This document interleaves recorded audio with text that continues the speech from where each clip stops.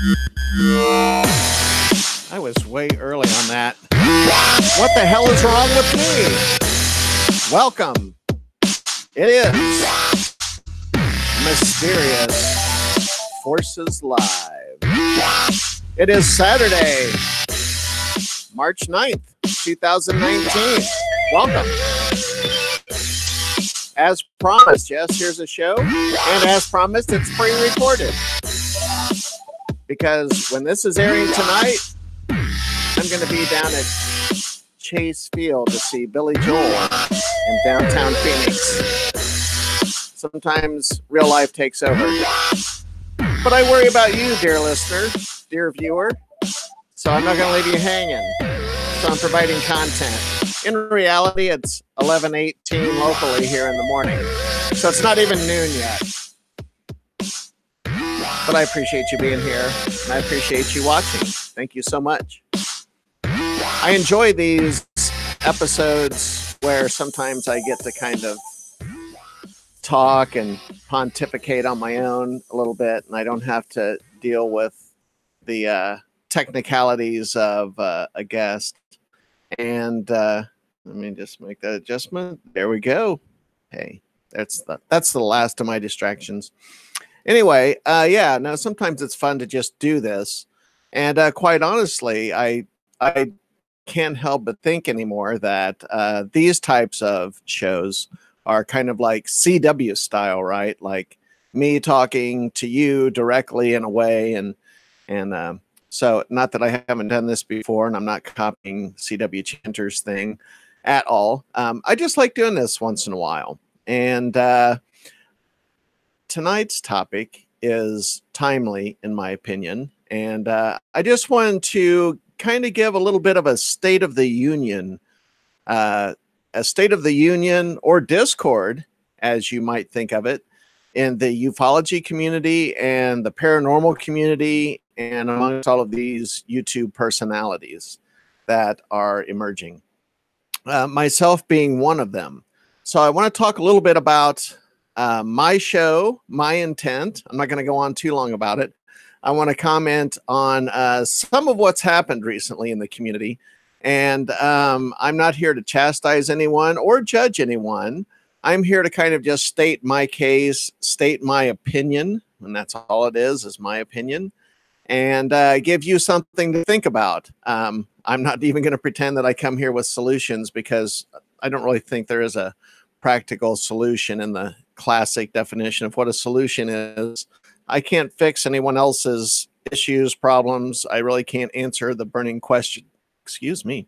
I really can't. Damn, that really threw me off. I can't solve anyone else's problems. I can't solve the issues. I can't answer the burning questions they may have. It's for each person to sort out for themselves. And that includes you, the viewer. And I listened to CW's criticism of Kelly Farmer the other night. And actually, I was in the chat room a little bit.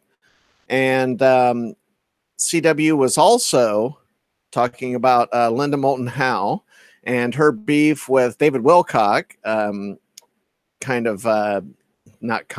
but lifting her material, plagiarizing her research to use as his own, and her very strongly stating the case that, you know, that was her research and her work.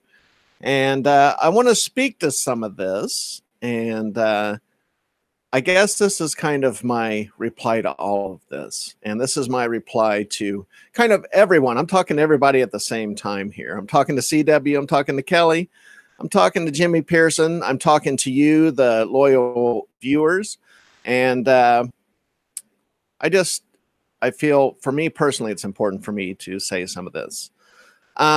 First of all, I have to say that, well, let me back up. Let me put this in some context and frame this. As I listened to CW's criticism of the community, some YouTubers, and hammering away at the fact that some people are telling lies and that they are charlatans and they're doing it to make a quick buck, I couldn't agree more. It is totally the truth. And anyone who's gone back or has been with me from the beginning has seen episodes where I bagged on David Wilcock, Corey Good, and Emery Smith right out of the chute. I was making jokes about them when I was doing some jokey stuff, some trivia questions with my guests. And so you can go all the way back and you can hear me say that those people would never appear on my show and that I would not promote their work because I believe that they're liars. And that still holds true. And that being said, I want to kind of address this topic of my personal opinion of CW's criticism of Kelly was, and I know that he said repeatedly that it was personal, and that was obvious. And if he felt personally slighted by some kind of arrangement that they had between themselves, I get that. I'm not even going to step into that. That's not even my place to comment on that. He was a little rough on Kelly, I felt like, but at the same time, when things quote unquote get personal, sometimes things get a little bit rough. And so I can't disagree with the content of what CW said. I thought that his delivery might have been a little bit harsh considering the recipient, which was really Kelly. I am friends with Kelly Farmer personally. I've met her personally. I've spent some time around her. I've talked to CW on the phone. Him and I communicate through social media. So I haven't met him in the flesh, but I consider him a friend as well. And I think this is going to kind of dig at the heart of what I'm trying to say about myself, is that I've met Jimmy Church a couple of times. I interviewed him. I was at his Christmas party, and that's where I was with Kelly Farmer. That's where I met Rita and a lot of other people, Suzanne from her show. And so I met a lot of people at that party. I had a very good time. And Jimmy and Rita have been very kind to me and supportive, and have, to me personally, been very cool. And I have said on my show that I respect Jimmy Church's broadcasting abilities. And I personally do not begrudge the slickness of his presentation, that he sounds like a professional FM radio DJ. I don't mind that. I don't know. It doesn't bother me. I respect talent when I see it, whatever form that comes in. And I have to acknowledge that Jimmy Church has talent. He's a smart guy. I think he knows exactly what he's doing. But more to the point, it's hard for me as a person to like be friends with CW, be friends with Kelly Farmer, be friends with Jimmy Church. And on the one hand, say, yes, CW's criticisms are correct. And he is speaking truth to power. And CW often says what no one else in this community will say. And quite frequently, he says it in a way that no one else would say it, which is cool. That makes him unique. But I have to be honest, I started questioning myself, because I have no choice but to acknowledge that Jimmy Church has had people on his show that I would not have on my show, or has promoted the work of people whom I have no faith in. So I get this personal kind of schism between knowing this person, liking this person, and actually admiring their work and their talent, and also disagreeing with some of their content. And just like when I met a cult priestess at Jimmy's party, and her and I sat down and talked, and she has some worldviews that are obviously different than mine, but her and I sat down, we had a drink, and we talked, and we agreed that we could be friends and agree to disagree. And that's kind of where I'm at with a lot of this stuff, is that at a certain point, I just have to say, look, I like you as a person. I have respect for you as a person. I have respect for your point of view. And I know that you're doing what you think is right, or doing the best you can. And being friends with these people who are kind of at odds with each other, like I have no real skin in the game, right? It's not like these people are my next door neighbors and it's going to affect my day-to-day life when I'm out in my front yard or whatever. But at the same time, professionally and personally, it is like being between a rock and a hard place, because at the same time that I kind of have this attitude of, can't we all get along? At the same time, I understand why these divisions exist, because what this is really talking about is the truth versus lies. And when it gets right down to the nuts and bolts of the truth versus lies, you really, have to kind of pick sides. There is no in between on truth and lies. And the only thing that I can personally be responsible for is not rebroadcasting or promoting what I personally consider to be lies or misinformation on my show. I feel like I have that obligation. And to that point, I want to just briefly talk about myself and this show and my intention. And when you look at this show, when you look at the listing on YouTube, it says entertainment. And I purposely chose entertainment because I have a background in the professional entertainment world. I went to recording school. I worked as a live sound engineer. I wound up working my way up to being a production manager or technical director, however you want to look at it, of a performing arts center. And I've worked in the whole strata of show business. I've worked on commercials. I've operated a television camera. I ran a spotlight. I've been the front of house audio engineer. I've been the stage manager. I have fulfilled all those roles. And at a certain point, I got tired of helping other people fulfill their dreams of being performers and decided to take all the stagecraft that I had learned, that I utilized for other people, and use it for myself. And the confluence of technology all came together. YouTube, digital technology, cameras, everything got cheaper. Lights got cheaper. As soon as LED lights started to come down in price, then it all became equipment that's within reach. So I cobbled together this studio, and I invested in professional gear. And my only intention in doing this show was to be entertainment, for better or worse, be an entertainer, right? I have said it before, and I'm going to look at you all right here in the eyes, and I'm going to say it again. I'm not a ufologist. I've never written a book. I haven't given lectures. I haven't done hardcore research. I haven't gone through stacks of documents. I consume all of that stuff. I consume that work and that research that other people do. I find it fascinating. I find it interesting. And I want to have those people on my show, have a conversation with them, and just give the viewer food for thought. I try to extract new information when I can. I try to get a new point of view when I can. I try to ask the kind of questions that might pull some of that out of my guest.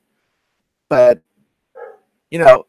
I'm under no illusion or delusion that me having a guest on my show and talking to them is going to initiate disclosure or stop it or change it or affect it. I've talked about my, far back as a kid, I had a very up close and personal Bigfoot sighting. So that's how all this got started for me. I had a close up cryptid encounter, and for whatever it's worth, that was a real situation. I was with someone else. I had a witness with me. So I know that I wasn't hallucinating. There was someone else with me, and they were just as scared as I was. So I had this real experience as a kid. So normally this just led to my curiosity about the paranormal, ghosts, everything. I studied it all. And for some reason, I just find UFOs very compelling. That's why some of my episodes, I guess, topically kind of lean more towards UFOs. But I'm trying to change that. I'm trying to get into some cryptid stuff and change it up. And having Hot Rock Superjoint on the show last week was also kind of a nod to that comedy background that I had working in the comedy world, working in comedy clubs, and both in the Midwest and in Southern California. And I've worked with a lot of comedians. And I had tried a bit of stand-up myself and didn't really have the time to focus on it. And, you know, that wasn't my thing. I'm a musician and I've always been wanting to play music. So that was always the background plan clicking away in my head, was that I wanted to play music. But I've always had that impulse to get up on stage, get behind a microphone. I'm kind of a ham, and I'm going to deny that. And that's part of why I'm here. And I saw this going on. I saw Jimmy Church's show, and I saw what people are doing in general. And I thought, you know what? I could host a talk show. I could interview people. I could make it funny. And maybe I can get a website and sell some t-shirts myself, and whatever else, you know, that I deem appropriate. And maybe I can do this for a living. Maybe I can have a monetized channel. Maybe I can have the website where people are going and buying really cool t-shirts or merch.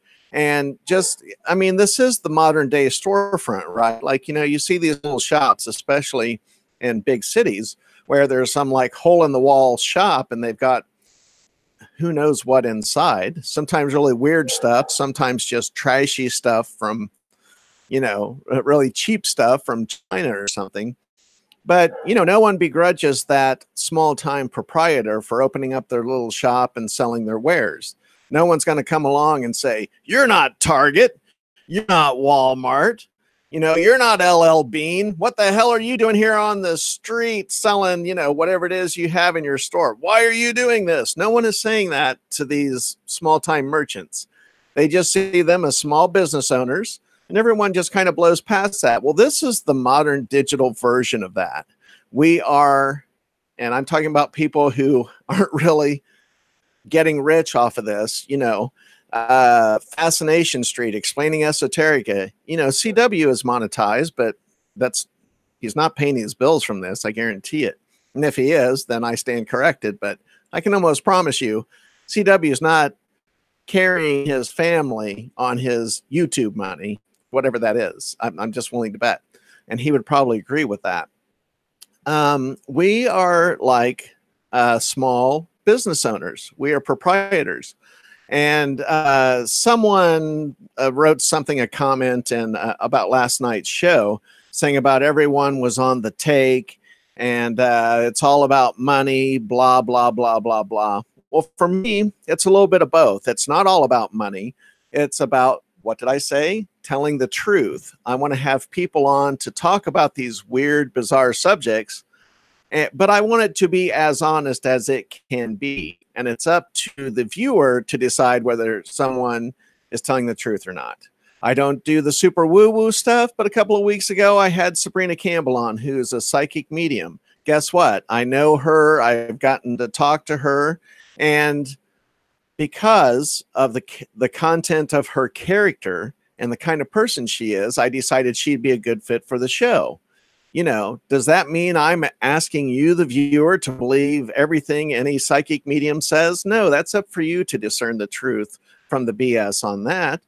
But I have a personal connection with Sabrina Campbell professionally, and I thought that it would be good to hear her point of view and hear what she had to say and bring that into the mix. So that's why I brought her on. I don't see a problem with someone wanting to do this for a living. This is, you know, America was, and I'm not trying to pull out some patriotic bullshit, but, you know, that's kind of the part of the American dream, if you can use that term with a straight face these days, that you will create something or invent something that didn't exist before, and get out there and get it out in the marketplace of ideas, or literally physically the marketplace, and sell your wares or present your idea and see if it succeeds or fails. And I decided to do that. And, you know, when I watched this show with CW and Kelly, and then other people are commenting about people making money, let me tell you something. It costs me money to do this show. I am not making a penny on this show. It took a lot of money to just get the equipment to do this. This might all look simple, all this stuff. And, you know, like in the one show, the thing fell and everyone saw this PVC pipe. I built a PVC frame within a spare bedroom, hung this curtain, did all this stuff. Like, I built a set in this room.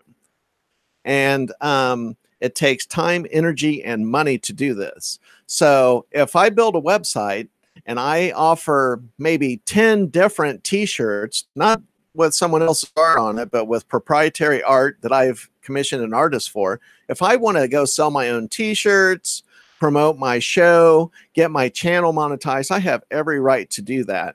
And I'm not going to apologize for that. And I'm not going to feel guilty about that, because there are a lot of other people doing that. This is the new entrepreneurship. Now, where my personal responsibility comes in all this is in the midst of maybe eventually trying to sell you a t-shirt, maybe eventually getting my channel monetized, which it is not right now. Whatever that looks like, okay, maybe I can get some paying gigs as a presenter or host of an event or something at some point. All of those potential income streams are things that are down the road and would be built upon the success of this show that I spend my time, money, and energy on my own doing. Okay. No one's paying me. No one's paying, it's a ridiculous notion. And I have also crossed paths with people that I know and respect in this, within ufology and the community at large, who are criticizing people that do lectures or write books and are making money. Well, I'm not going to begrudge someone who has a passion for this topic and feels some sense of obligation to present the truth. And I hate to fall back on Richard Dolan all the time, but you take someone like Richard Dolan, who's done a lot of research, who is a historian by training, and he decided to throw his hat in the ring and do this for a living. So what do we see as a result of that? Richard Dolan has a YouTube channel. He's got over 50,000 subscribers. He's an in-demand lecturer and speaker. He writes books. He owns his own publishing company. He's publishing books by someone else. Ryan Sprague being, one of the better known authors under the Dolan Press banner. And I just don't see a problem with this. So what if this is a career path? But what this does come down to, and I deeply, deeply appreciate my guest last night, Rich Hoffman. He was stellar. And Rich Hoffman was talking about honesty and integrity. And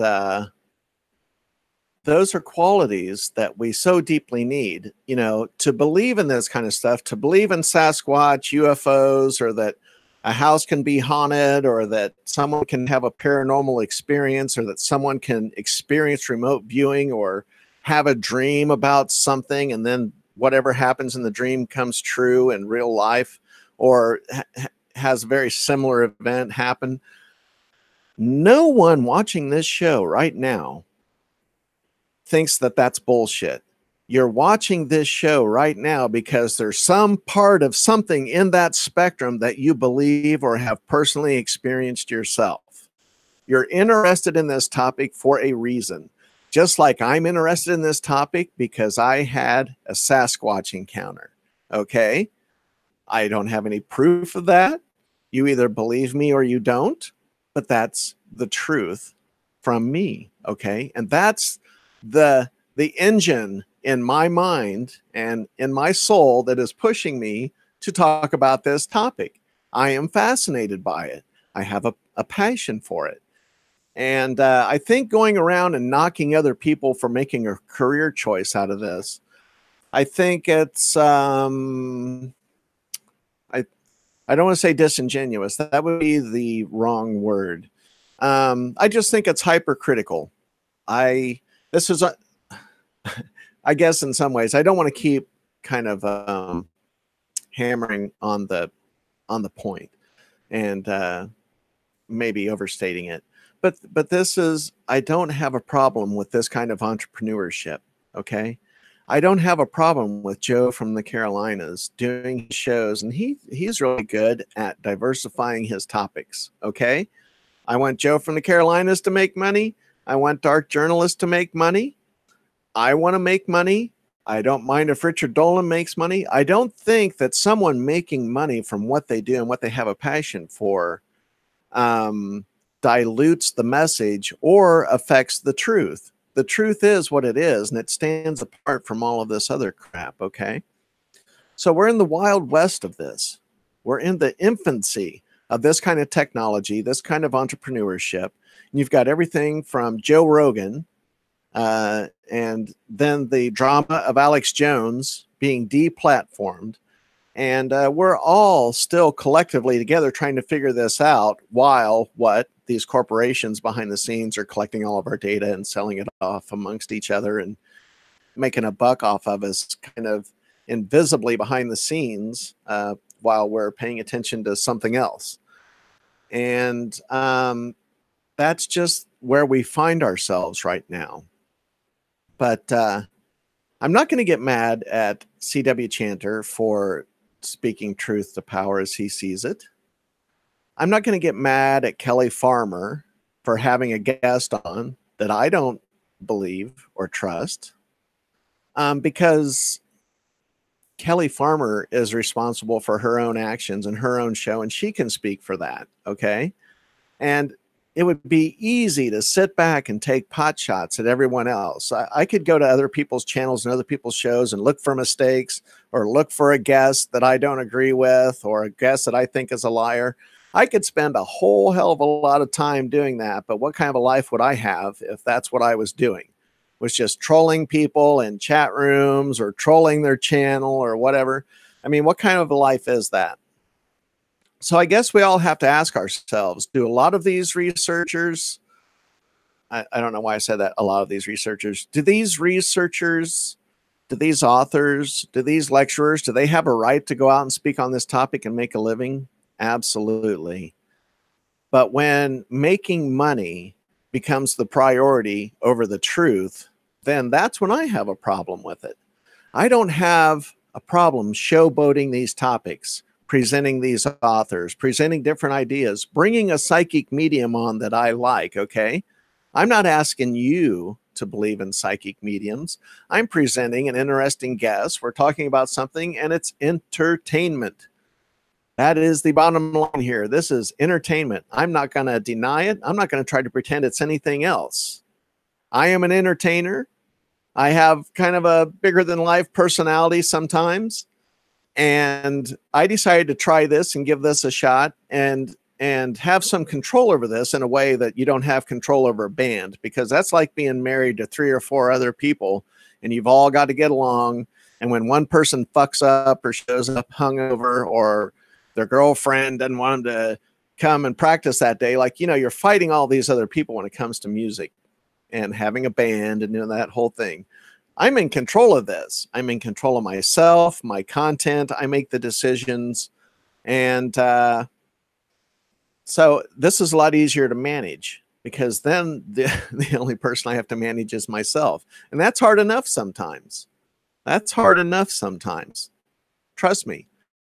Not every day that I come on and do this on a Friday and Saturday night. I would be lying if I said that there aren't some nights where I'm like, damn, I wish I was going to the movies tonight instead of doing this.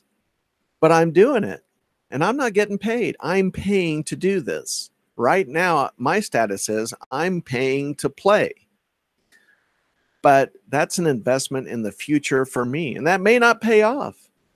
You know, there is a chance that will not happen, and that I will not financially benefit from this, but that I will have just done this, you know, and not financially benefited. But guess what? Here's the rub in that. Even if I never make a penny off of this, I'm damn proud of the shows I've had. I'm damn proud of the interviews and the conversations we've had. And I think we've had some innovative topics and questions and answers and ideas presented on this show. And I think that not all of it, but a lot of the content has been just as strong, maybe even stronger than the big dogs. I think I have some episodes where I've asked better questions than the softball shit that you hear on Coast to Coast AM. I think some of my content has been as good as anything Jimmy Church has ever done. I think some of the content has been just as compelling as anything that CW has said. I mean, how many of us have been in CW's chat room or listening to CW and you're sitting there hanging on his every word, waiting for what he's going to say next? I'm one of those people. When I go in his chat room, I have a wrench. When he comes in my chat room, he's going to have a wrench. I've been trying to figure out how to do that on the fly because normally when I have someone on, I engage in them. And I don't pay too much attention to how I'm going to give them a wrench. That's the professor's job, to give someone a wrench. That's one of the reasons he's here. So I don't know. I'm not here to bullshit you. I'm not here to sell you something you don't want. You know, when I do build a website, when I do offer some t-shirts or whatever else, it's going to be sincere. It's going to be because I'm taking my shot at being an entrepreneur in this new online digital world. And, you know, I'm just like anyone else that opens up a small shop. I'm not going to apologize for that. And I'm not going to be ashamed of that or feel guilty for wanting to do this for a living. I'm not. It's, I have years, hours, countless hours invested in my knowledge of the entertainment world and how things work on a technical level with the equipment, and also what defines a good performance from a shitty performance. Okay. That used to be my job on a daily basis. And I come on here and I am just as strict and just as hard on myself, maybe if not more so, about my own performance. And I didn't come on here to just, I know it says love letter to CW Chanter and everyone else. I'm not just here to talk about myself. I guess I just wanted to take this time to once again kind of restate my position, why I'm here, what I'm doing, and how all of this larger community drama affects me, because it's hard. You know, I know that Jimmy Pearson is in CW Chanter's chat room, and I know for a fact that Jimmy Pearson of Fascination Street likes a lot of what CW says. And I also know that Jimmy Pearson is part of Jimmy Church's fan page on Facebook and is also a Fadernaut. So how do all of these people sort out their inner feelings about truth and integrity and criticism of the way some people have presented their material? You know, I don't know. I'm not quite sure where I was going with that. You know, how does, and I'm not speaking for anyone else at all, this is just observational. How does Jimmy Pearson sort out his affection for what CW says and does and the truth that he tells versus the feelings of being a fan of Jimmy Church's work? There has to be space for both. And I don't think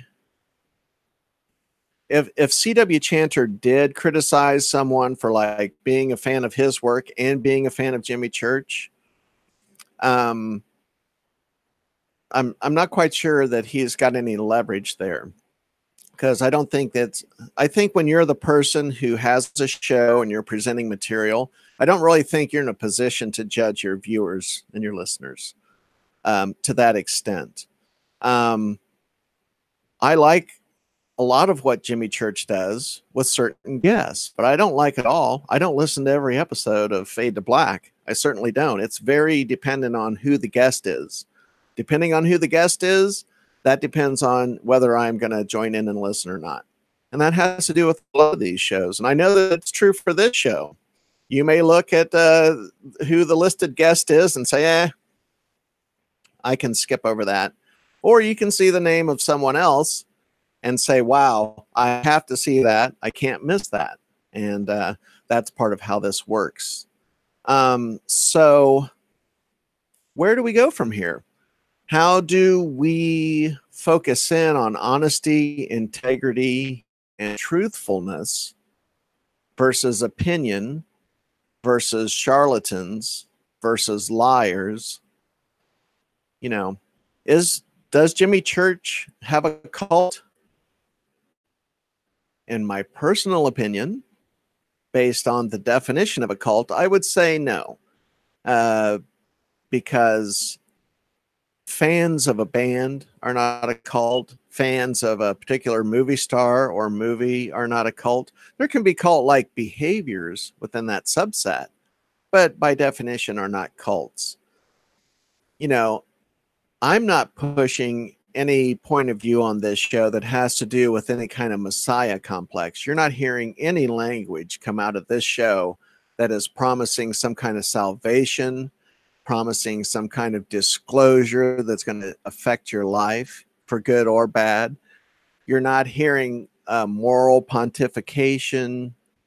You're not hearing crazy ass stories. You're not hearing that stuff on this show. You're not. If other people choose to put questionable content on their show, so be it. I think that the market will speak for itself eventually. And the people who are peddling bullshit 5 years from now are going to be gone. And people, that's not to say someone can't put some really dishonest people on their show and succeed. David Wilcock is wildly fucking successful financially and otherwise. And I am flummoxed by that. You know, it's disheartening sometimes to stand by and see the bad guys win.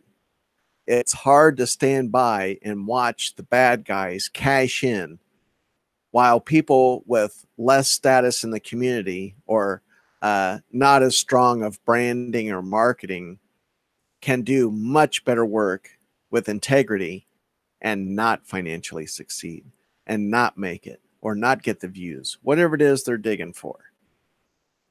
And that's frustrating. And I understand that frustration. I think that's part of maybe what, and I'm speculating about someone else, but that might feed C.W. Chanter's indignation and anger and bring his wrath to see the bad guys winning. And we see a lot of that in our society these days, but just because I see bad guys win once in a while doesn't mean that the good people aren't winning as well. Perhaps the good people are having victories that don't get as much attention and don't get as much commentary, but they're still victories. And I don't know. I would like to think that that's true for this show. I would like to think that I have some victories for myself. Even if I'm not making any money, even if at some point this show ends and I never made a dime from it, I can be absolutely proud of the content I presented, of the questions I asked, and I can be proud of myself for knowing that I didn't knowingly bring a liar onto my show to make a buck. Okay? But that's for me to sort out. If other people want to do that for their shows, that's on them. I am far, far too busy with my real personal life and worrying about this show to really give too much of a shit about what other people are saying and doing on their shows. I think the ultimate judge and jury on that, yes, we can opine. Sure, we can criticize. Sure, this is full of a lot of opinion. But the marketplace of ideas, the viewers, the listeners, those are going to be the people who ultimately decide. Okay? How much crap has been broadcast on Coast to Coast AM? I mean, just shit topics, guests who don't know what the hell they're talking about. And George Norrie just kind of, feeds them these softball questions. Well, yes, I can do that, right? I can do that. Well, what would you say about the blue avians that live on Venus? I mean, if you want to play that game, go ahead. I'm not playing that game here. And I think it's fair game to call those people out that are playing that. But just remember, fucking Coast to Coast AM goes around the world 7 days a fucking week. Okay? Coast to Coast AM is a big fucking truck that really can't be stopped. And there's plenty of shitty episodes of Coast to Coast AM. So, what's my point? The market has decided there is a place for that. The corporation, iHeartRadio, has decided there's a place for that. The people who hang on George Norrie's every word have decided there's a place for that. The people who call in on Fridays have decided there's a place for that. And some of the calls that they get are more off the fucking hook than anything else that I hear. Okay. And it's highly entertaining sometimes. I'm not going to deny that. I listen to some Coast to Coast AM, but there's some shit on there, but people want to hear it. And people subscribe to the Coast to Coast AM, you know, they get the extra content and stuff. There are people who are into it. And I can't go around trying to police what people believe or don't believe. It's not my job, and I have no appetite for that whatsoever. I'm far too busy myself.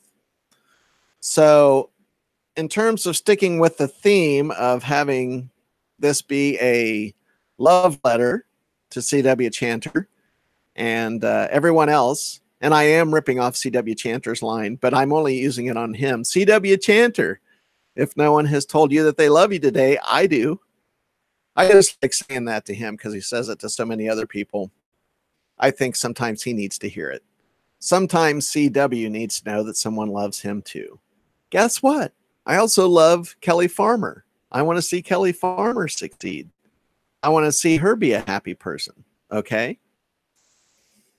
But I'm not going to, even if I disagree with someone that Kelly had on her show, doesn't mean I'm not going to like her as a person, even if I can critique the content of her show. I still like her as a person. And the same goes with Jimmy Church. So what if I'm skeptical about some of the guests? My personal interaction with the guy is he's been very nice to me, him and his wife. So I'm not going to burn down that bridge.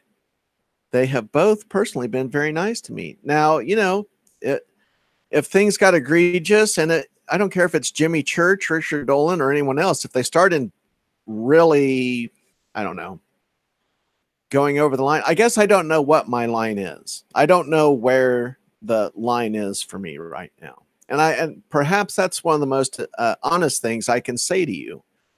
You know, how long can I say, hey, I like Jimmy Church and admire his talent, if he really continued hardcore to push the people that I believe are charlatans? At some point, I might have to back off. But that doesn't mean I can't like Jimmy. I can't like Rita personally as people, as individuals. It doesn't mean I can't respect their talent, but I have to say, ugh. But isn't that the nature of all broadcasting and all media? Hasn't that been part of broadcasting from the very beginning? That in the scramble for content, sometimes things get put on a show just to fill time because you're just trying to keep the truck moving forward. You got to keep that train pushing on to the next station. You know, does anyone think that every act that came on the Ed Sullivan show was at the top of the entertainment world and the best available entertainment available at that time on television? Hell no. But the Beatles were on there. Frank Zappa was on there. George Carlin was on there. Okay. So there were some standout moments in television. Sure. You know, it might even be 80% shit and 20% diamonds. But maybe the 80% diamonds are worth it. Maybe you need to think about that. You know, I don't know. I do feel like C.W. Chanter. Now, this is probably the only time I'm really going to get into some deep personal opinionating like this. I just wanted to speak up about what I've been seeing and hearing lately. And I don't know. I guess put my 2 cents out there and give you, the viewers, something to think about. You know, you're smart people. You know bullshit when you hear it. And if your idea of what is bullshit is different from my idea of what is bullshit, then we just have to agree to disagree. But we don't have to hate each other. I don't have to bag on you. You don't have to bag on me. Okay? We can agree to disagree and still sit down at the same table and break bread together. You know, the world is not made up of, if anyone wants to live in a world where everyone around them is just like an echo chamber, a bubble of what it is they already believe, an echo chamber of just validation of biases and preconceived notions and ideas, then you're not really pushing yourself. You're not really living a full life, in my opinion. I think when you interact with people who disagree with you, who have different ideas, who have a different approach to things, then when you're getting outside of your own personal comfort zone, then you're starting to live life. Then you're starting to open up. Because for God's sake, when you hear something different that doesn't necessarily jive with what you think or feel, there might be a chance that you might change your opinion, that your feelings may change on a topic. And is that what everyone is fearing? That they might be affected to change their mind? That they might have to actually admit that their previous notions and ideas were wrong? That perhaps they made a mistake in believing someone or something that isn't true? Is that the hardest part of that? Having to admit that you made a mistake? Not to anyone else, but to yourself. Is that the hardest thing to do? How much of this stuff is wish fulfillment? How much of this stuff is fantastical? I call some of these people the fantasists. Okay?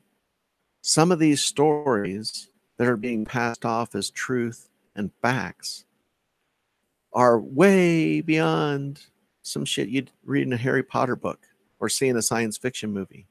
Or at least at that level, right? It's fantastical shit. And the world can be a very tough place. And I think that all of us seek some form of escape from what can be the day-to-day brutality of life. But life can also be, on a day-to-day basis, a beautiful, wonderful place with love and awareness and some level of enlightenment as well. And I think it's up to each of us to determine how it is we want to experience the world, how we want to see the world, how we want to experience and see other people. And I, for one, am happy to just come on here and entertain you. If I can get you to think a different thought, if I can present a different idea, if I can get you to look at something a different way, even temporarily, consider a different kind of idea or a different approach, then I've done my job. If you have watched this show and you're entertained, if you liked a guest, my job is done.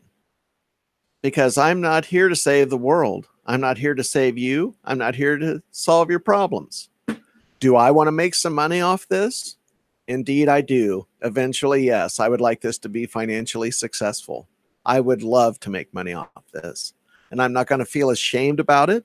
I'm not going to apologize for it. I'm not going to backtrack on that. Because just like the small shop owner downtown, I have every right to come along into the community, set up shop, and try to sell my wares, as it were. And it's up to you to decide whether those wares are valuable, whether they have integrity, or whether I'm selling you some cheap piece of shit from China that's going to fall apart in the bag before you get it home. All of that exists. So I just wanted to come on here and kind of say, can't we all just get along? Doesn't mean we have to all agree. I don't agree with everything CW says. I don't agree with everything Occult Priestess says. I don't agree with everything Kelly Farmer's had on her show. I'm friends with all three of those people. And I have no plans on changing that. Not one bit. Now, are you going to see pictures of me fucking drinking cocktails with Emery Smith, Corey Good, or David Wilcock? Fuck no, you're not. Because those people are liars. And they're damaging the community. But I'm not going to terminate friendships with people or pick sides between people who have differing opinions and different points of view. That's stupid. I'm not going to play that game. So I invite all of those people, all of you, to be friends with me and think about that.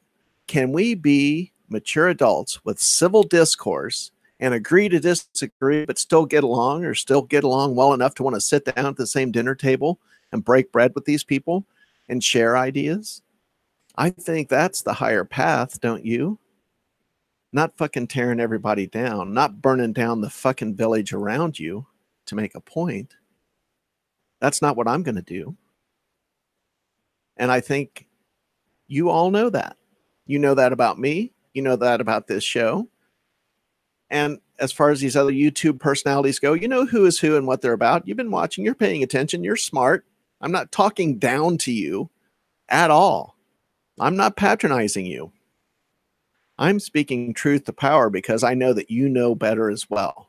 Now, if you're a person that believes everything David Wilcock says, and I'm offending you by calling him a liar, I'm willing to accept that because I think the guy's a fucking liar. Okay?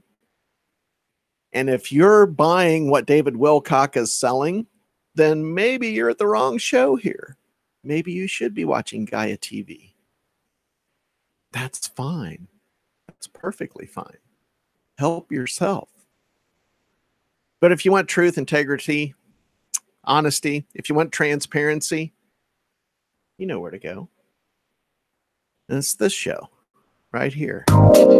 Thank you so much for listening to me rant and rave. I'm not going to make a habit of this, so don't worry about it. It's not like you're going to tune in next week and get more of this. This was kind of a one-shot deal. I want everybody to get along. CW Chanter, Kelly Farmer, Jimmy Pearson, Occult Priestess, everybody, I love you. I'm not just stealing a line from CW. Thank you for watching. Like and subscribe. Is this good enough, Professor? Like and subscribe. And hit the little bell so that you get an alert, you know, when the shows are coming on. We'll be back next weekend with great guests and great topics, just like what you've been seeing. I also happen to know that I'm going to have Hot Rock Super Joint back on this show for a 420 special show. Thank you for tuning in. I appreciate your time and attention. Thank you so much. Good night, everyone. Have a good time.